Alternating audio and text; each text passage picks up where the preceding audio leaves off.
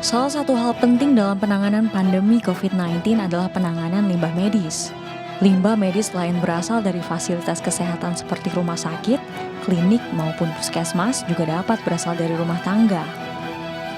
Beberapa jenis limbah medis saat pandemi antara lain masker bekas, sarung tangan bekas, perban bekas, hingga alat rapid test dan swab test. Saat ini limbah medis meningkat cukup drastis selama pandemi COVID-19. Jumlah limbah medis meningkat sekitar 30 hingga 50%. Limbah yang dihasilkan termasuk limbah berbahaya beracun dengan karakteristik infeksius, sehingga perlu metode penanganan dengan lebih spesifik. Sayangnya ada oknum tak bertanggung jawab yang menjadikan sarung bekas medis untuk keuntungan pribadi, seperti yang baru saja terjadi di Jawa Barat.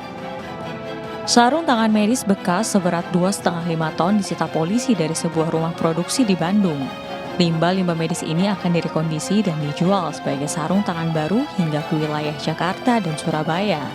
Tersangka pemilik rumah produksi beserta puluhan karyawannya diduga telah beraksi selama 6 bulan.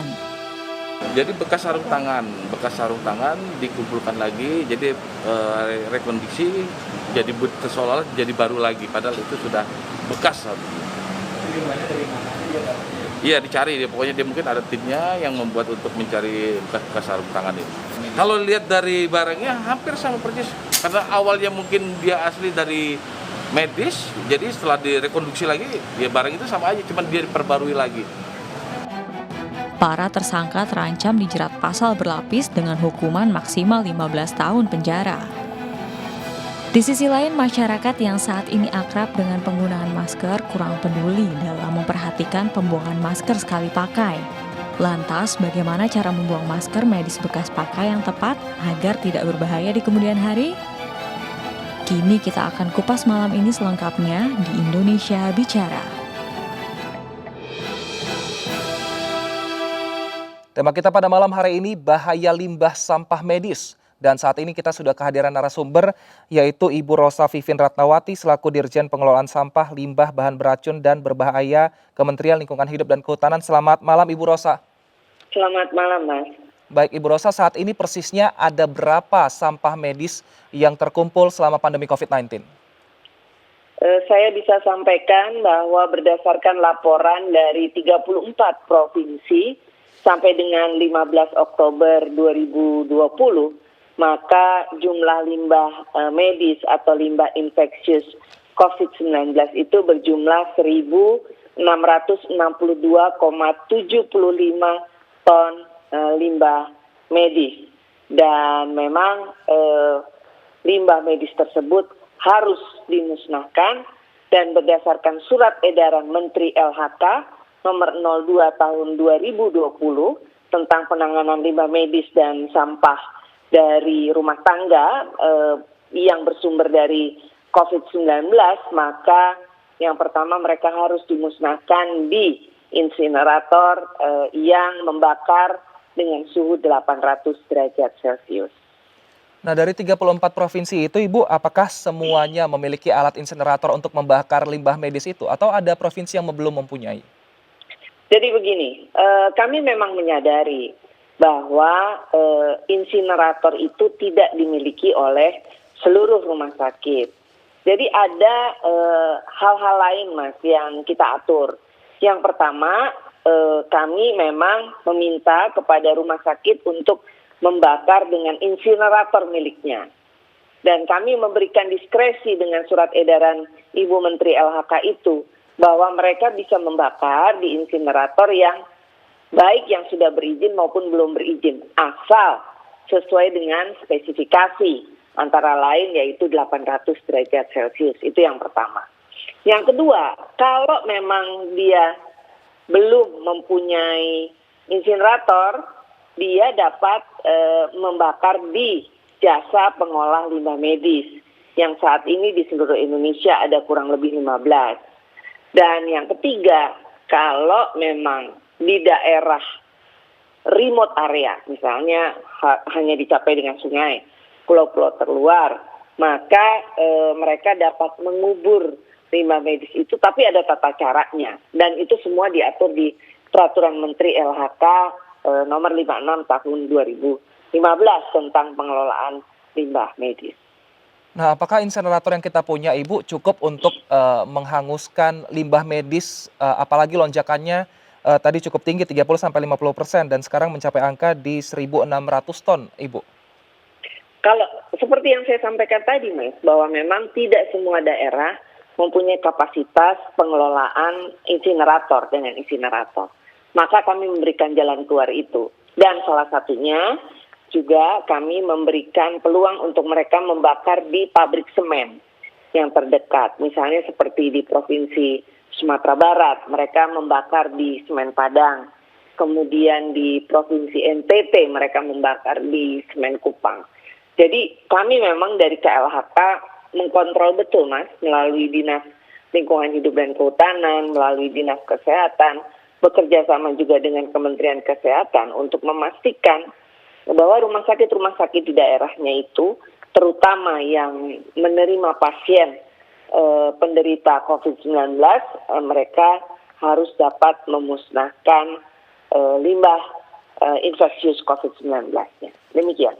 Baik, Ibu, jika tadi katakan dikontrol untuk setiap provinsi melalui Dinas Kesehatan dan Lingkungan Hidup, lalu bagaimana dengan kasus ditemukan pada pekan lalu di mana di Jawa Barat ada sarung tangan rekondisi beratnya lebih dari 2 ton.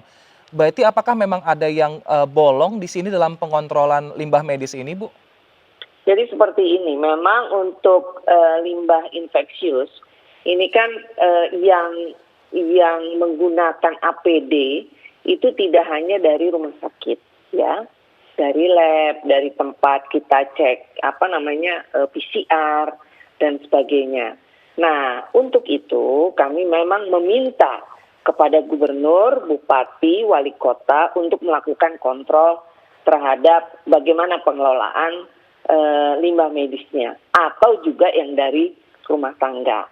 Nah, sekarang kami juga di dalam surat edaran itu juga mengatakan bahwa kalau limbah itu atau sampah itu bukan berasal dari rumah sakit, misalnya Mas pakai masker sekali pakai atau pakai sarung tangan sekali pakai. Ketika hendak membuang, kami sudah meminta kepada gubernur, bupati, wali kota untuk betul-betul mengkontrol bahwa kalau mau membuang yang sekali pakai itu digunting dulu. Sarung tangan digunting dulu. Digunting-gunting supaya tidak bisa dijual lagi.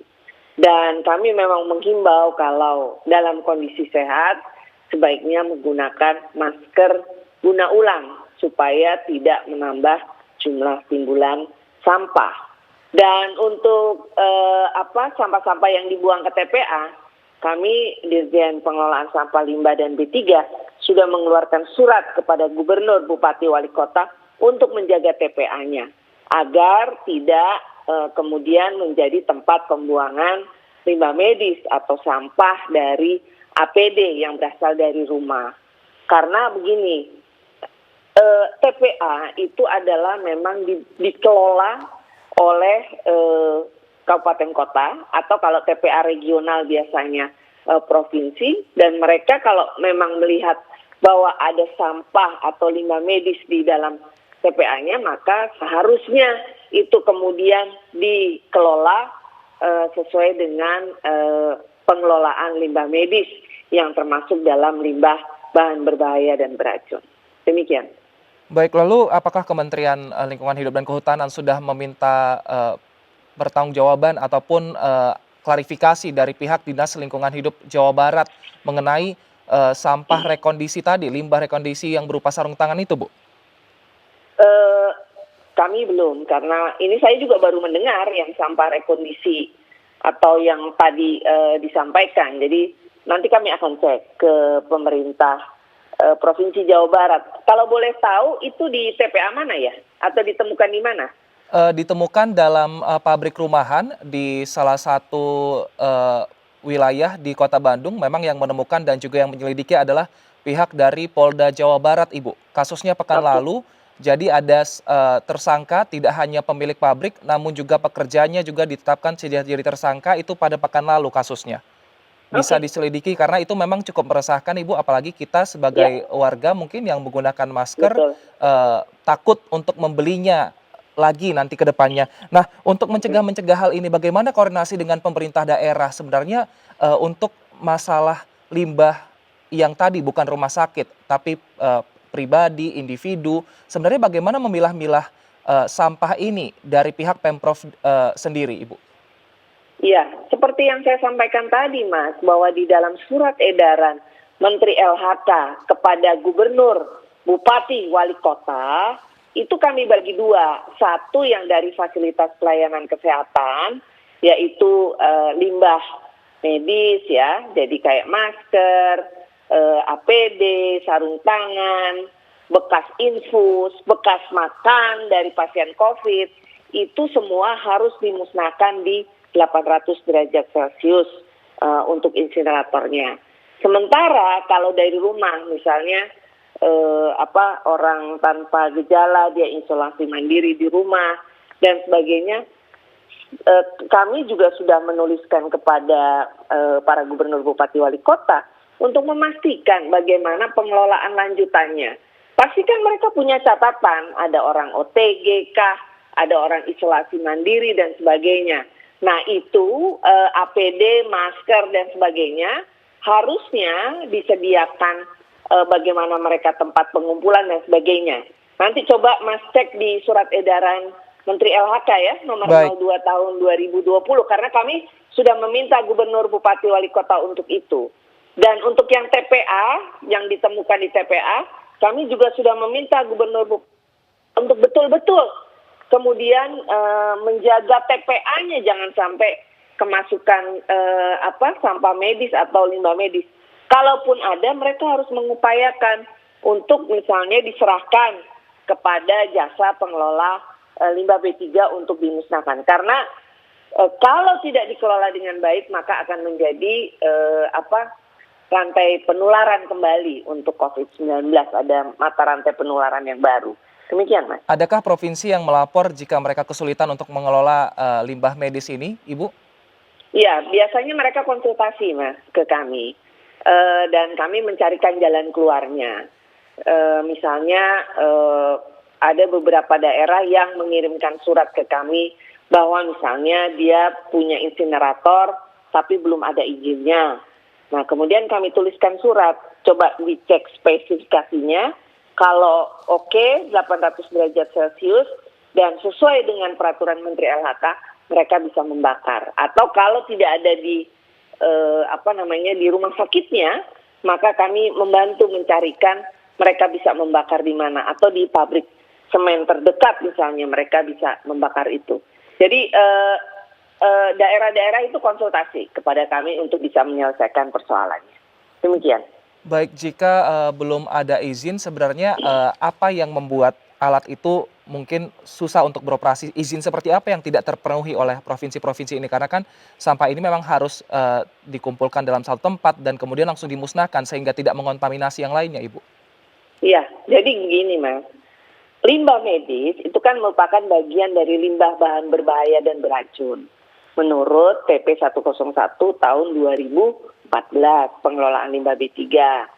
Nah, untuk mengelola limbah B3 itu harus memperoleh izin dari Menteri Lingkungan Hidup dan Kehutanan.